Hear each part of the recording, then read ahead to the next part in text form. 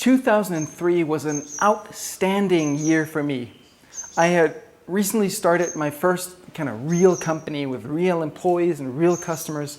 I'd immediately signed up Greenpeace International as one of the customers. I had MIT, the famous university in Boston, as one of my customers.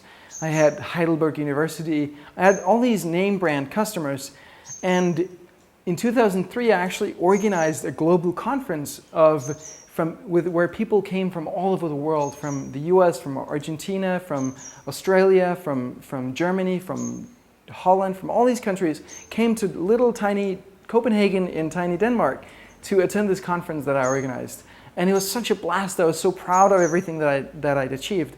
And to top it off, I actually that year won the Startup of the Year award in Denmark, awarded by a conference named Reboot, which was the top in technical conferences in Denmark at the time. And it was a complete blast. I was very proud. And when I accepted that Startup of the Year award, I got up on stage and I was like, well, thank you. I didn't expect to get this award at all, so I didn't prepare any kind of speech.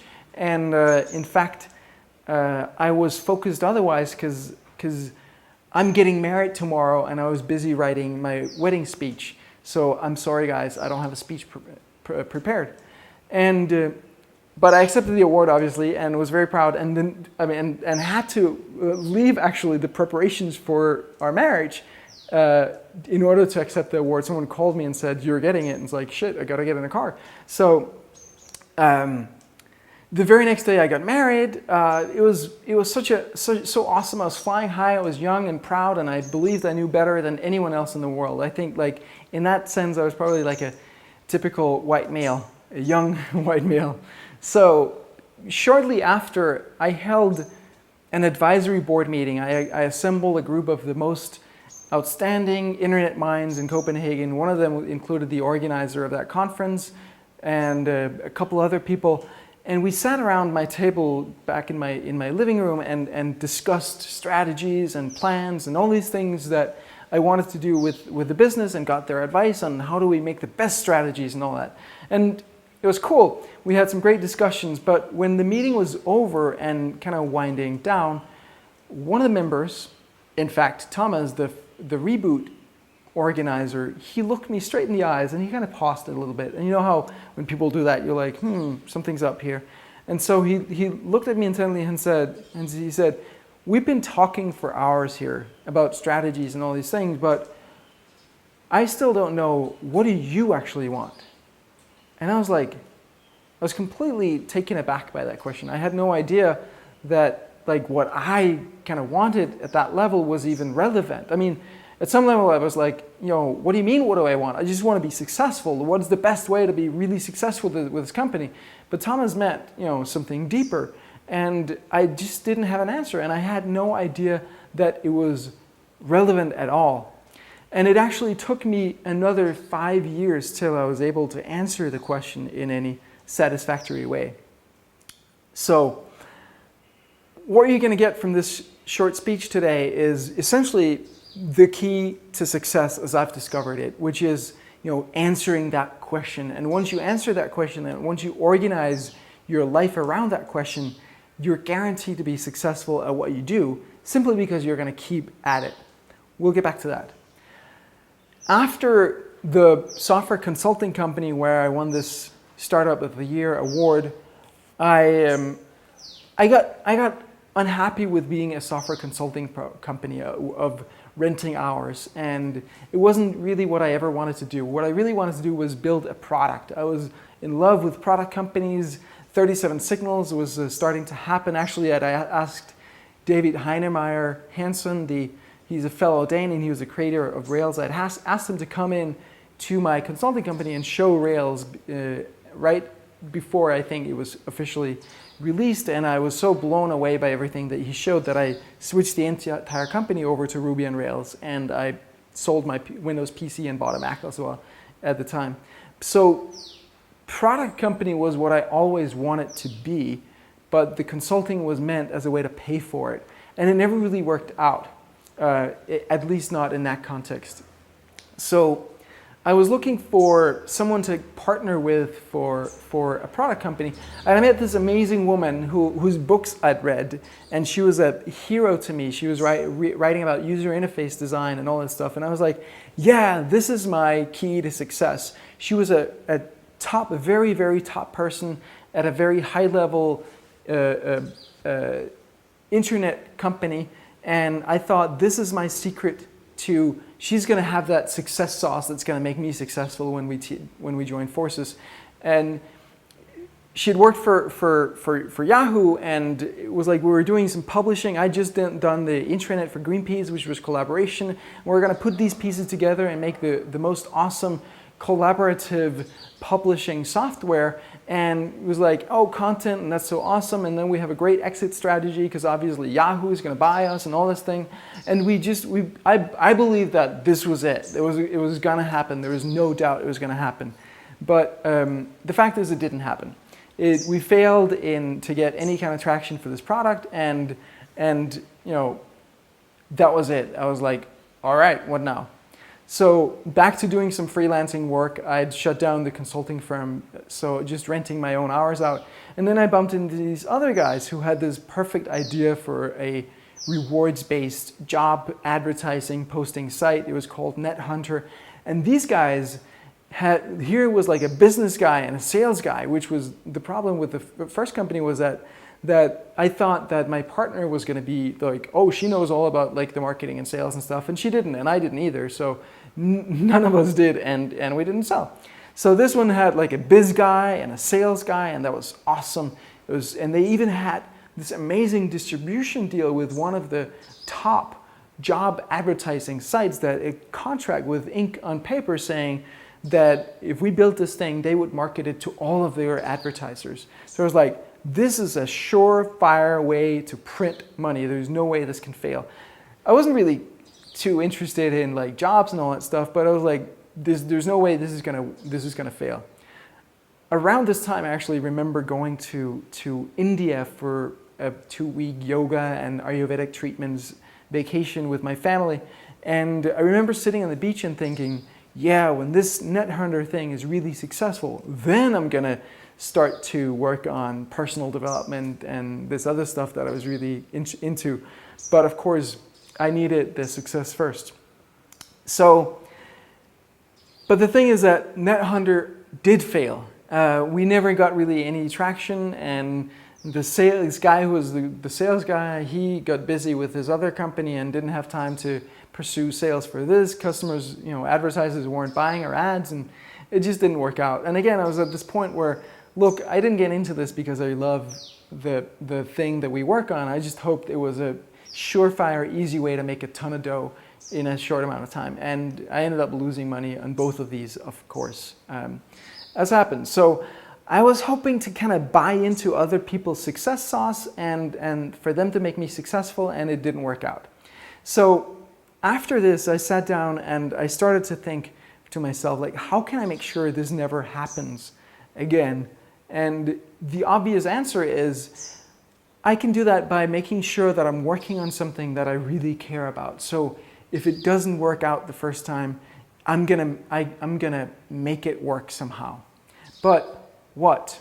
I had no idea what that was still. It was like 4 or 5 years had passed, and I still didn't know what it was I really wanted. I was still just chasing the success. I just want to be successful, right? The question was nagging in the back of my mind, but I didn't have the answer. So it wasn't until kind of the universe ganged up on me, if you will. So I was like, I'd gotten out of this NetHunter project, and I'd done some more personal development, and I was chasing these various freelance jobs, both like programming, and I was also chasing a bunch of coaching jobs and opportunities, and it looked really promising, all of it. Some of them were even inked and signed and underway when the client suddenly came and canceled the whole thing. And it was like, and even at that time, I'd made a solid dough working for Greenpeace just on a consulting contract basis, and working on their intranet.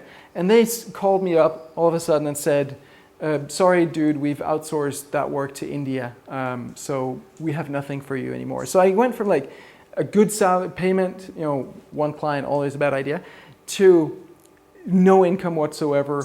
We just bought a house. We just had our second child, and now no income. I was pretty frightened.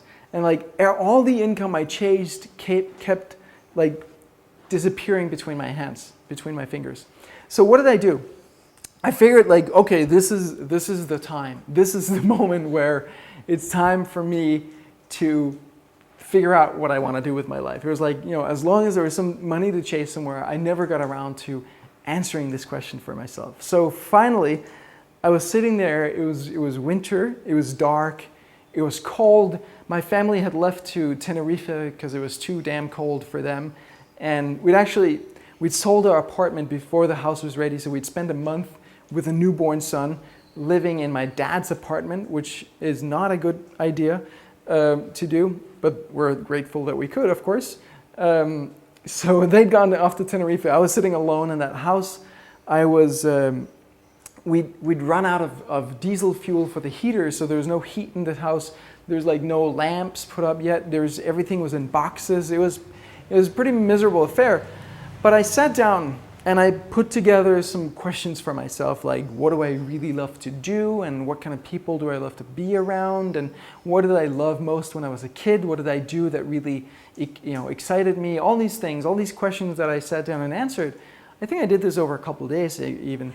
And then finally, after I had put together my answers to all these questions, I didn't even need to sit down and think a lot. It just kind of leapt off the page for me that what I really want to do, what I'm really here to do, is to integrate the entrepreneurship with the spirituality. So both of my parents were always very entrepreneurial. They had each their own company. And my life, I've always been entrepreneurial. I sold my first piece of software when I was in 6th grade. And I've always been self-employed, except for like a brief period where I lived in the US and worked for a startup. So I could see how all those principles of going with the flow of life, of like being aware of why we have certain reactions, of healing some of those old wounds, of accepting everything as they are, and all those things, I could see how they applied directly to the process of being an entrepreneur, of creating a business. And I call it my winter epiphany. It was kind of my spiritual awakening, in that I just saw that this just makes perfect sense. I couldn't articulate it to anyone. I just saw it clearly. And I saw how, like, if you were a venture fund, you would totally want to focus specifically on investing in companies and founders that had this perspective, and you would support them in that perspective. And I saw how like Kleiner Perkins would create a fund with me as the leader who focused on exactly this at some point. I saw how the whole ecosystem fit together and how the whole world fit together, that if all the entrepreneurs worked in this way, then we would automatically solve so many of the problems that are facing the planet right now. And it was super, super awesome. And so essentially what I realized is, there is a reason that we're here. There's a reason that we've come to this planet. There's something that we need to do, or something that we want to become, in the words of Steve Jobs. And if you're not living that, if you're not aligned with that purpose for why you're here, if you're not expressing who you're here to become, or becoming that you're here to become, then you're wasting your time. You're wasting my time, you're wasting your employees' time, your customers' time, your investors' time, you're wasting money, you're wasting all these things because it's a sideshow, you're sidetracked. And it's also much more risky, right? Because you might give up. One day this is going to awaken within you what you really want to do, and then you might quit what you're doing if it's not easy, if it's not really working for you. And so that is why you have to discover why you are here. What is your, what you really want, but deeper, what you want to become and why you're here.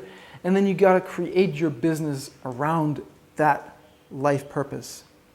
There's a quote by Paul Graham, the founder of the Y Combinator startup accelerator, in one of his essays that says, companies never fail mid-keystroke.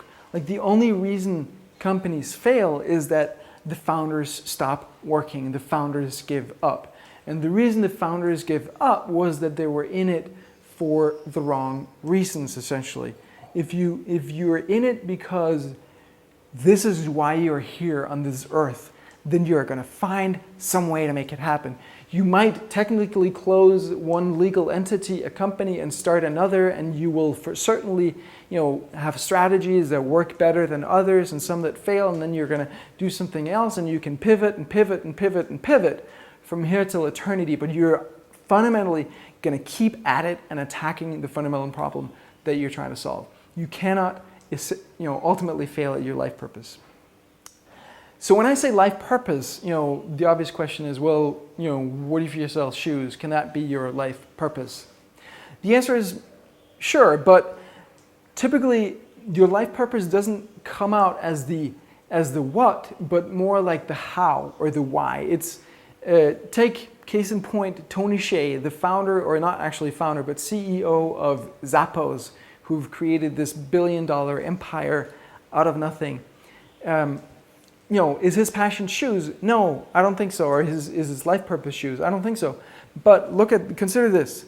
A couple of years ago, I had the opportunity to meet Tony Hsieh at the South by Southwest conference in 2010 in Austin, Texas. And I, pulled some strings and managed to get a VIP ticket to his Delivering Happiness bus. He'd just written a book. He gave me an advance copy, and I got a VIP pass to get on his bus. And this bus was a, school bus, typical American school bus. It was covered with blue and like one big advertisement for his book. And inside were just people having a blast. It was a party. There was a bar, free booze. There was a bartender. There was like music and disco lights, and there was balloons, and there was all this stuff. And this bus just went from party to party to party. If you've been to South by Southwest, we know that it's basically about the parties. And it was awesome because being on that bus meant that you didn't have to worry about which party to go to. You could just sit back and relax, and you had no idea where you were, and suddenly the bus would stop, and you would just move the party outside to some space, and then you moved back on the bus, and you'd go some new place. It was awesome. But the thing that really stuck with me was that Tony wasn't kind of in the center of all this. He was just doing his thing and looking at people and enjoying looking at people. And even at night, back in his hotel room, he would just be, when the party continued after all after 2 a.m., he would just be lying in his bed and looking at people enjoying themselves and just enjoying that. And I was like, that's interesting. Later on, I read his book, and in the book, he talks about selling his company, Link Exchange, to Microsoft early on. That was before Zappos, and he makes $40 million, except that he can't stand having to work for another 12 months to get the remaining 8. So he ends up just getting $32 million out of that. And then he discovers that there's not really much. He buys, I think, a place to live and a big TV and a home theater system and maybe a car, and that's about it. That's all he wants. And then he's like, why would I need more money? But the one thing that he does buy, in addition to all of that, is a huge party space where all his friends can come to rave parties, because they were into rave partying at the time. I was like, When you combine that with the fact that what makes Zappos really, really special is that Zappos is a space for people to have fun and just be themselves and be weird and wacky. And that's what makes it so unique. Makes me think possibly Tony Hsieh's life purpose is not the shoes, but his life purpose involves creating these communities, these spaces that allow people to thrive and be their weird selves. And that's what he really thrives in doing. And it seems to be kind of sort of what he's doing with Las Vegas downtown now too. So a life purpose doesn't have to be, the specific what. It can much more be the energy and like the particulars of what's going on these days in the business and what the market opportunity is can change. It's not necessarily the core of your life purpose. So take that as a perspective, as an example of what a life purpose can look like in practice. So in the same way that we as individuals have a life purpose, I believe a company has a soul and a company purpose, a life purpose for the company. And And it's our job to discover that, to uncover that, to remember that. I believe that when you create a company, there's some source of inspiration there, that's something that you feel that comes to you and that you have as kind of the anchor into the soul of the company. And it's your job to sense into it and feel what this company really wants to become. And when that doesn't happen, that's a huge problem for the growth of the company. My company's purpose is to raise the level of consciousness on the planet. And the way that I do that is by making it really easy to teach stuff and to make a living teaching, which is what my software ZenBilling does. And also to talk about spiritual entrepreneurship and to practice spiritual entrepreneurship and to inspire other people to do spiritual entrepreneurship, which is what I'm doing right now. So that was my life purpose. What is yours? Let me end with a story about a guy who emailed me a couple of years ago. He was a co-founder of a really hot social mobile gaming startup. So it was like hitting all the right, hot buttons, and they were hugely successful on iOS and other platforms, and they'd just been given this, massive acquisition offer. And this guy wrote to me because, all his life he was driving for this acquisition possibility, but now that he thought he wanted the money, but now that it was within reach, that he got an actual offer for a ton of money, he realized this wasn't going to make him happy. He was chasing that before because he thought it would make him happy. Now that he had it within reach, he realized, holy shit, this is not making me happy. It's actually making me feel dead and empty and depressed inside. And that is a really depressing thought, because we all want to be happy. We all want to be fulfilled, right? We have this hole inside that from we're young that we kind of want to fill up with something, with love or with success or with appearance or with food and alcohol, whatever it is. And we have this strategy for trying to fill up this gaping hole. And once you achieve that level and you realize, holy crap, my strategy just isn't working, it kind of puts everything into question. Like, what is going to fill that hole up? Like, why am I even doing this? Is this even what I want to be doing? So, don't be that person that only starts to answer this question when you reach that step. Answer that question at the outset.